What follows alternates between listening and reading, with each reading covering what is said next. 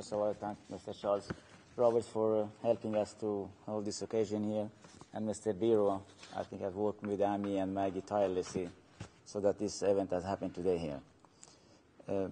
As here mentioned, Iran is, I think, everybody knows that it is not one people's country. That is what is the Iranian state try to portray Iran as a country for Persian, or Iran is only Persian.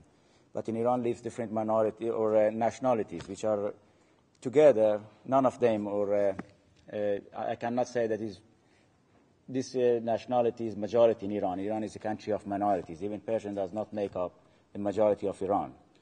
Actually, the latest that was in a few weeks ago, the education minister in Iran said in a seminarium that they held in their own premises that 70% of the children in Iran who start education doesn't have Persian as their mother language or do not understand Persian. And this is something that is after so many years that the Iranian government have tried to assimilate people, there it's still we see that 70% of the population doesn't speak Persian. In Iran, as it is a theocratic country and combined with a nationalistic view of the things, the child, when it's born, to register his name, the government has ideas. It would not accept any name that is specific for the Baluch, Arab, Turk, Turkmen, or other nationalities.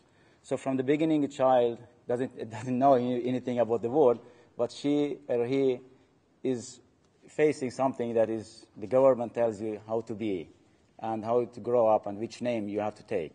Often parents are forced to take a name which is Persian name or something that is come from the Islam, or especially from the Shia faith of Islam, which is the name that is there they choose for those children.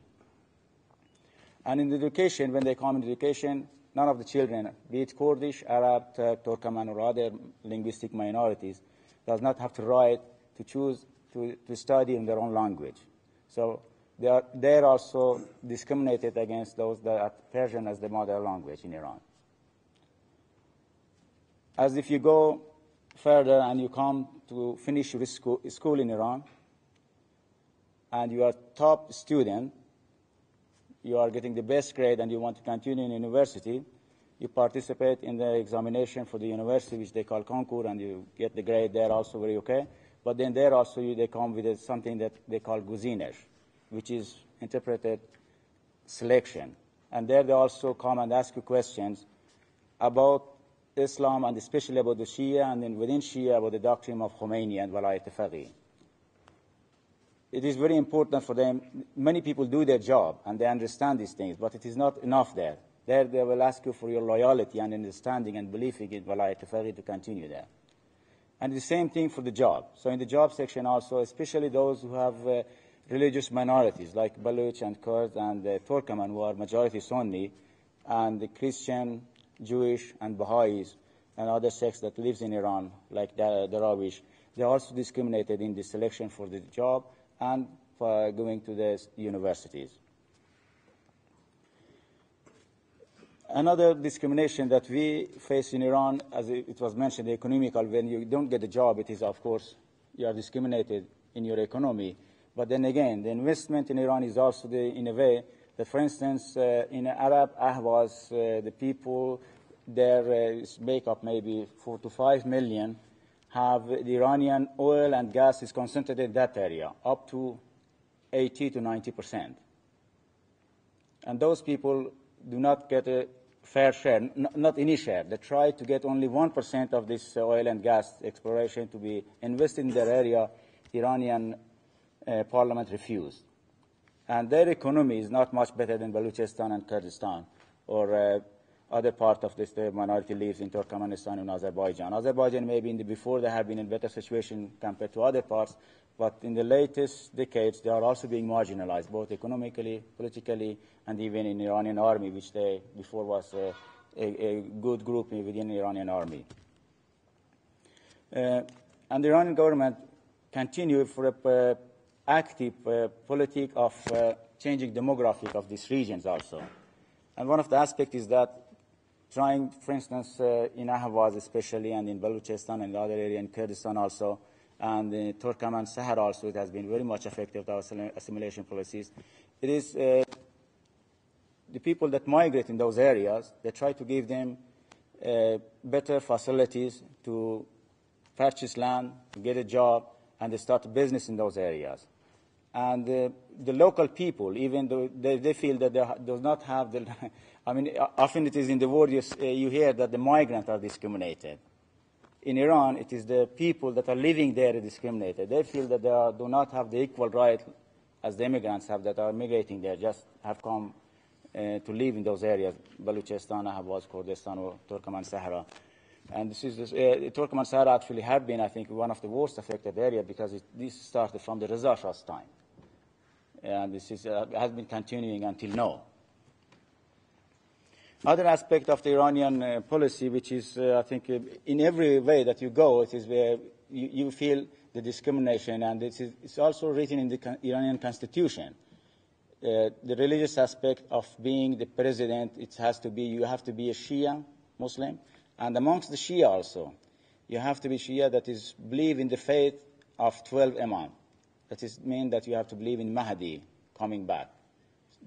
Then you could be candidate for election. That is mean the majority of the Baluch, Kurd, and Turkmen and Arab could not be a candidate. And also, the worst of all is that you have to be a man. So it's give half of the population, keep them away from there. And these are facts about Iran. People, I think, that does not think. It is not like the South Africa. People think Iran is not South Africa or something like this, because South Africa was known for being an apartheid system. But in Iran, if you're living there and you are growing up in Iran, you feel the same.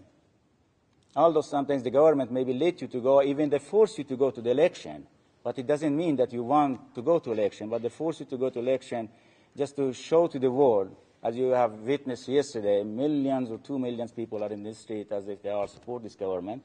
This is showcase for them. It is not a real thing, as we have seen this election. That is what now happening with the Green movement in Iran. This is what I think Iranians life for the people there. It's the fact that I think my friend will take up some of those points about the political discrimination in Iran. But the thing is, they mostly affect people everyday life. It comes from the economy that we are living there, as I mentioned, and it is the religious discrimination and linguistic discrimination. As a child, from the beginning, you experience those kind of things. This is what we think we want in Iran. The thing is, for us, for everybody important, is to be considered complete human, does not be discriminated on the basis of the religion, be it Christian, Jewish, or Sunni, or Shia, and then also based on nationalities. This is what I think very important. Then your hope for a human being is fulfilled when you are not asked, when you are going to apply for a job, are you a Baluch, or are you a Kurd, or are you a Sunni, or a Shia, or a Jewish, or a Christian, or a Baha'i. And we have should mention here also about Baha'i, which is the worst affected people in Iran. They originated from Iran, but they are now, at most, I think the people that are living there is not so much, and the people that are living there are discriminated, and some of them are in prison, and some of them, the Baha'is mostly, I think, have been forced to leave Iran, or if they live in Iran, they would not say that they are Baha'i. They do not dare to say that they are Baha'i in Iran. Thank you very much again, and leave the floor to my friends.